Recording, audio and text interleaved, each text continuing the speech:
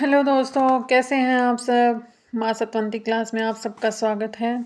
I hope आप बहुत बहुत बहुत अच्छे होंगे और मैं भी बहुत अच्छी हूँ।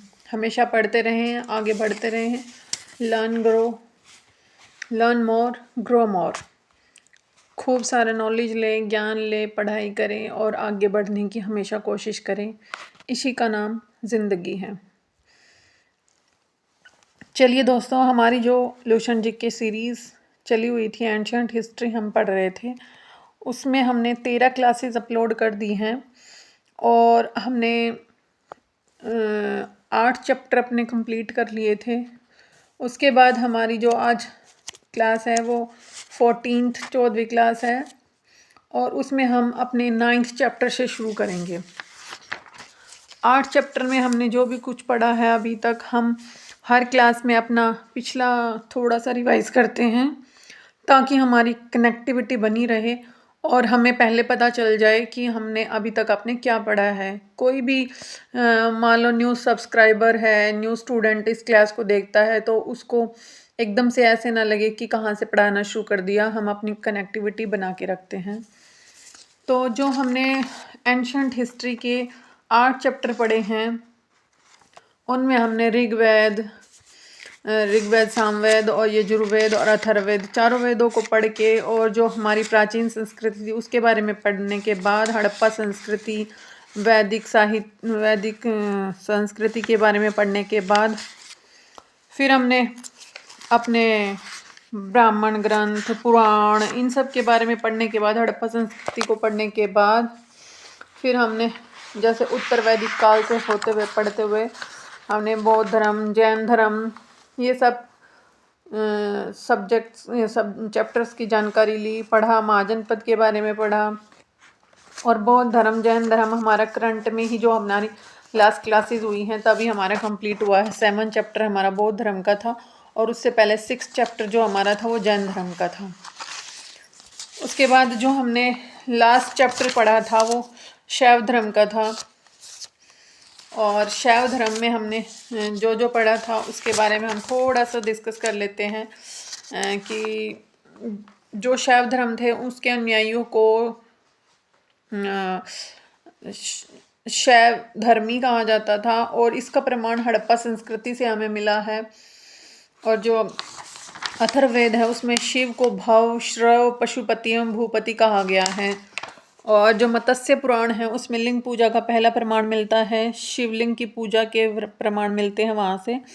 और तैत्तिरीय आरण्यक में रुद्र की पत्नी के रूप में पार्वती, माता पार्वती का प्रमाण मिलता है। ऐसे करके हमने शैव धर्म के बारे में डिस्कस किया कि दक्षिण में उसको किसने फैलाया।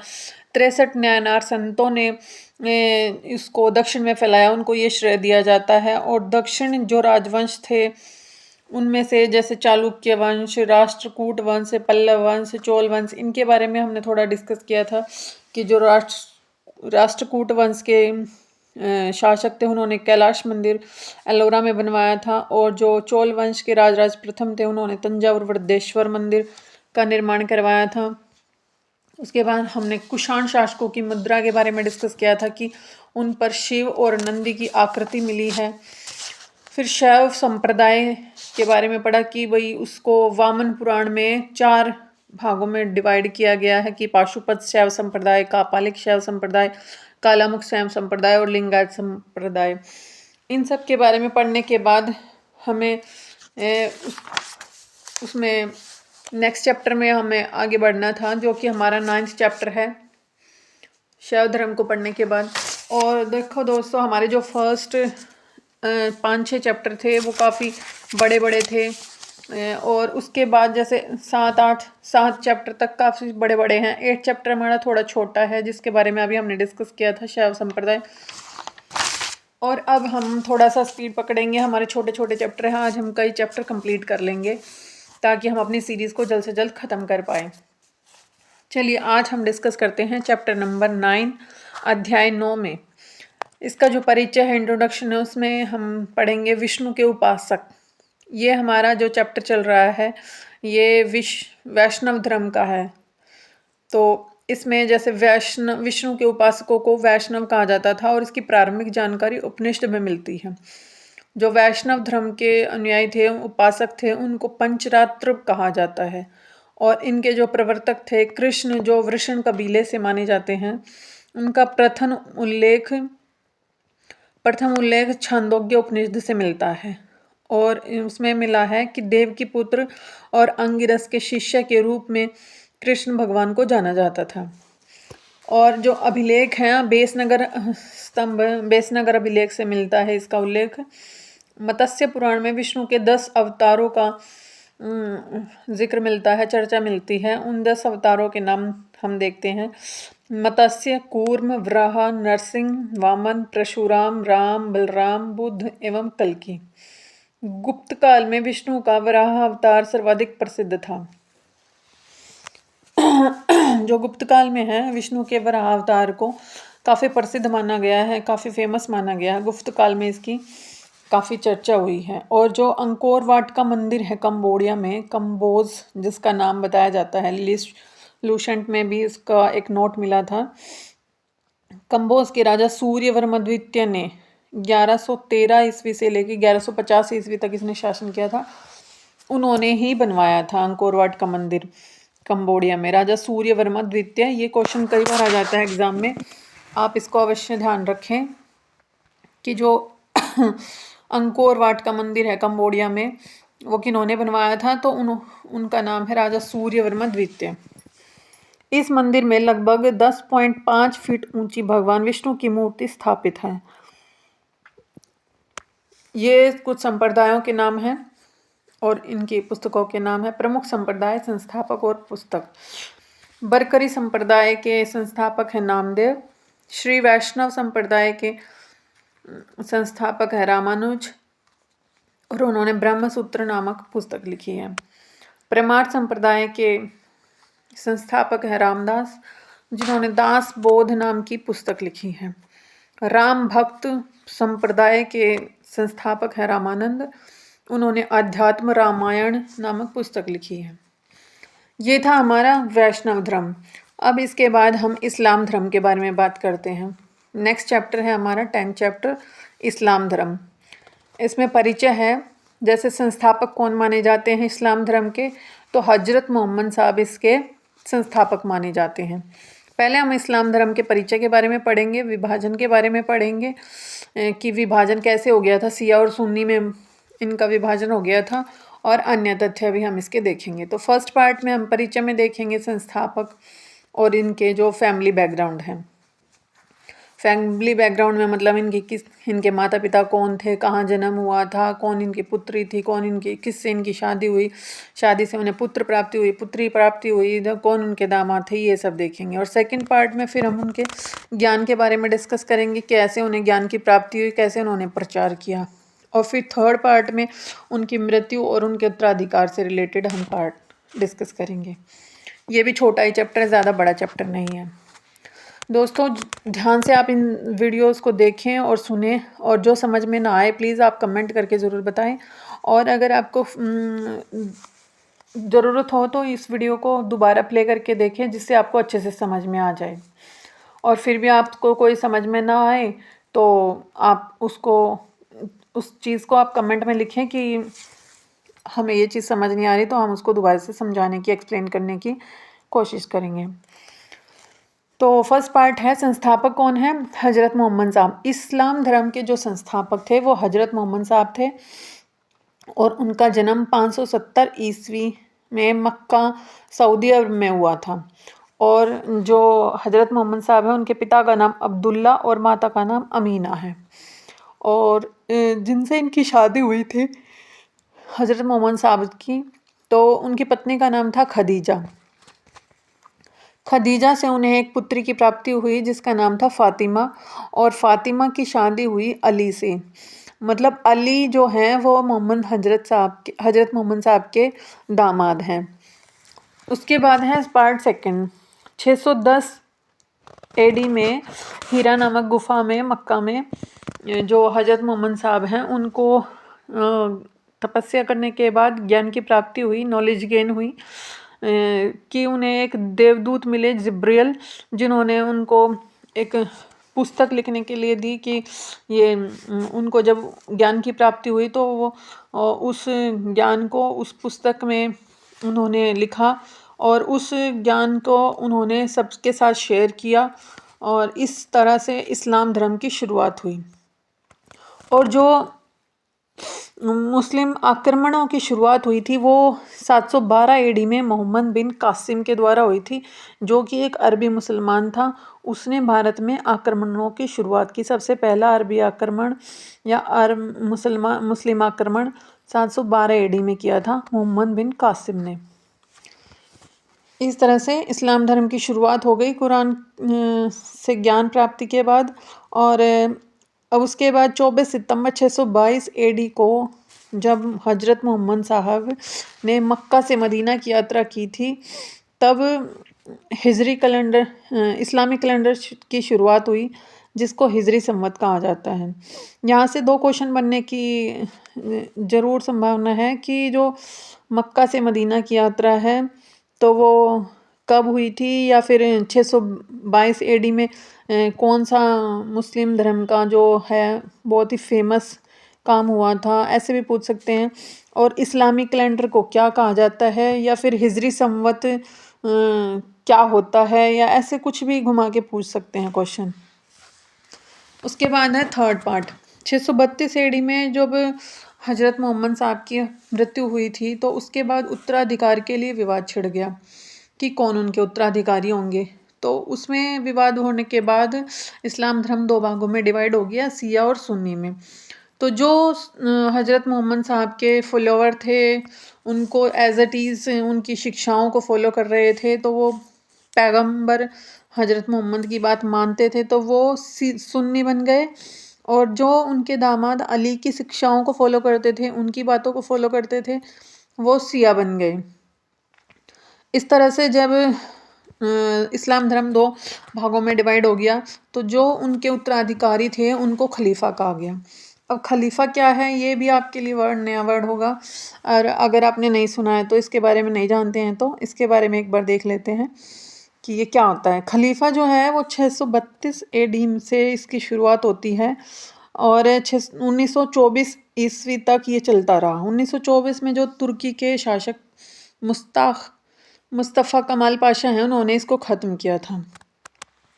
तो 632 एडी में जब इसकी शुरुआत हुई तो ये क्या कहा जाता था, क्या था ये खलीफा का पद? तो मुस्लिम जगत में जो सर्वोच्च धार्मिक गुरु होता था उसको खलीफा कहा जाता था। ये एक तरह से खलीफा की डेफिनेशन है कि कौन खलीफा होता था, खलीफा किसको कहा जाता था। अब उसके बाद जो है हमारा ये चैप्टर इस्लाम धर्म का भी ख़त्म हो गया है। इस्लाम धर्म के चैप्टर्स में से आपको जो समझ ना आया आप कमेंट करके ज़रूर हमें बताएं कि आपको कुछ समझ ना आया हो तो उसके बारे में लिखें। और ये वीडियोस आप कहाँ से देख रहे हैं ये भी आप हमें कमेंट करके ज़रूर बताएं, और आपको ये कैसी लग रही है ये सीरीज़, इसके बारे में भी बताएं। अब हम इसका नेक्स्ट चैप्टर शुरू करते हैं कि अभी हमने कहा था कि हम थोड़ा इसमें अपनी स्पीड को बढ़ाते हैं और जल्दी जल्दी अपने सिलेबस को कवर करते हैं। इसके बाद हमारा 11 चैप्टर शुरू होने वाला है और जिसमें हम ईसाई धर्म के बारे में पढ़ेंगे। अब हमारी जो ये नेक्स्ट चैप्टर है इसमें हम ईसाई धर्म के बारे में पढ़ते हैं। इसमें जो इसका परिचय से शुरुआत करते हैं कि इसके संस्थापक कौन थे ईसाई धर्म के। ईसाई धर्म के संस्थापक थे ईसा मसीह, जीसस क्राइस्ट जिसको बोलते हैं। और जो जीसस क्राइस्ट है इनके जन्मदिन दिवस के दिन हम क्रिसमस मनाते हैं। इसी दिन क्रिसमस मनाया जाता है। और इनका जन्म कहाँ हुआ था? जेरूसलम बैथलेहम में इनका जन्म हुआ था। और इनको जो है 30 वर्ष तक बढ़ई का काम करना पड़ा था, कारपेंटर का काम करना पड़ा था और काफ़ी गरीबी के दिन बिताने पड़े थे। 30 वर्ष तक उन्होंने एक लकड़ी का काम करने वाले को बोला जाता है बढ़ई, कारपेंटर, वैसे उन्होंने एक मज़दूर की तरह जीवन व्यतीत किया। और जो जेरूसलम में जब इनको ईसा मसीह को जब नॉलेज या ज्ञान की प्राप्ति हुई तो उसका जो उपदेश है उन्होंने सबसे पहले एंड्रूज और पीटर जो इनके फर्स्ट फॉलोवर थे, इनके प्रथम अनुयायी थे, उनको दिया। जब इनको ज्ञान की प्राप्ति हुई। और जो ईसा मसीह धर्म का प्रमुख ग्रंथ है वो बाइबल माना जाता है। और जैसे 33 AD में रोमन पोंटियास, जो ये एक गवर्नर थे वहाँ, रोमन पोंटियास ने 33 ईस्वी में इनको ईसा मसीह को सूली पर चढ़ा दिया। और यहीं से जो क्रॉस है, जो सूली थी वो क्रॉस की जैसी थी, तो क्रॉस है ईसाई धर्म का प्रतीक चिन्ह बन गया और उनके लिए एक पूजनीय सिंबल, एक तरह से वो बोलते हैं कि पूजनीय चिन्ह बन गया क्रॉस। और जो ईसा मसीह थे उनके माता पिता का नाम था मैरी, उनकी माता थी, और उनके पिता का नाम था जोसेफ। जो ईसाई धर्म है उसमें त्रितत्व में विश्वास रखते हैं कि जो ईश्वर पिता, ईश्वर पुत्र और ईश्वर पवित्र आत्मा, त्रितत्व में विश्वास रखते हैं ईसाई लोग। और जो इसमें एक नोट दिया गया है कि जो गॉथिक कला थी वो कैसे डेवलप हुई थी ईसाई धर्म में। 12वीं शताब्दी से फ्रांस में आरंभिक भवनों की तुलना में अधिक ऊंचे व हल्के चर्चों के निर्माण प्रारंभ हुए। यह गोथिक कला मानी जाती है। जैसे कि हमने नीचे थोड़ा ड्रॉ करके दिखाया है, वैसा सही वैसे वैसे चर्च बनाए जाते थे और उनको गोथिक कला का नाम दिया गया। वो गोथिक कला में इंट्रोड्यूस होते हैं। ये हमारा ईसाई धर्म था, कैसे कैसे डेवलप हुआ, कैसे कैसे ईसा मसीह को, कहाँ पर उनका जन्म हुआ, कैसे उन्होंने अपने शुरुआती दिन बढ़ाई के रूप में बिताए थे और कैसे उनको सूली पर चढ़ा दिया गया। उन्होंने जब नॉलेज या ज्ञान की प्राप्ति हुई तो उन्होंने सबसे पहले किसको अपने ज्ञान का विस्तार किया, अपने ज्ञान को कंट्रीब्यूट किया, अपने ज्ञान का जो दान दिया था, अपने उपदेश दिए थे, वो फर्स्ट टाइम किसको दिए थे। इस तरह से हम ईसाई धर्म के चैप्टर को भी कंप्लीट कर चुके हैं। नेक्स्ट चैप्टर है हमारा 12th चैप्टर, अध्याय 12, पारसी धर्म। पारसी धर्म कैसे डेवलप हुआ, कैसे उसके बारे में हम जानकारी लेते हैं, चलिए देखते हैं। परिचय। जो संस्थापक हैं पारसी धर्म के तो वो है जरथुस्त्र, जो ईरानी हैं, और इनका पवित्र ग्रंथ जो होता है पारसी धर्म का, जैंदा अवेस्ता होता है, जिसमें पारसी धर्म की शिक्षाओं को संकलित किया गया है। और इसमें 3 तरह की शिक्षाओं को संकलित किया गया है, जिसमें कि ऑलमोस्ट सारी शिक्षाएं ही इंक्लूड हो जाती हैं कि सद्विचार, सद्वचन और सद्कार्य, good thoughts, good words and good works. हम अपने विचार अच्छे रखेंगे, हम अपना जो बोलना है, जो हमारे वचन हैं, जो हमारी बोली है, वो अगर हमारी अच्छी होगी, जो हमारे कार्य अच्छे होंगे, गुड वर्क्स होगा, तो सारी चीज़ें ही अच्छी होती आ जाएंगी। सारी चीज़ें इन के ऊपर ही डिपेंड करती हैं। और जो इनके अनुयायी थे, पारसी धर्म के अनुयायियों को ईश्वर अहुर कहते थे, उनको मानते थे, और अनुयायियों को अग्नि पूजक भी कहा जाता था। तो ये हमारा पारसी धर्म था, इसके बारे में थोड़ा सा हमने जान लिया। आगे हम क्या क्या पढ़ेंगे ये उसके बारे में हमने थोड़ा सा मतलब हाईलाइट किया है कि हम नेक्स्ट चैप्टर में क्या पढ़ने वाले हैं। नेक्स्ट हमारा काफ़ी बड़ा चैप्टर था मगध साम्राज्य, इसलिए उसको हमने थोड़ा सा डायग्राम के थ्रू समझाया है कि हम नेक्स्ट क्लास में क्या पढ़ने वाले हैं। इससे पहले हमने महाजनपद पढ़ लिए हैं और जैन धर्म, बौद्ध धर्म के बारे में पढ़ लिया है, शैव धर्म के बारे में पढ़ा है, वैष्णव धर्म के बारे में पढ़ा है, और उसके बाद हमने ईसाई धर्म, इस्लाम धर्म और पारसी धर्म के बारे में भी पढ़ लिया है। तो अब हम आगे मगध साम्राज्य के बारे में पढ़ेंगे, जो कि एक बिहार और बंगाल के आसपास था सिर्फ, और उसके बाद उसने पूरे भारत पर अपना साम्राज्य कैसे स्थापित किया, कैसे कैसे वो सबसे शक्तिशाली साम्राज्य बन गया।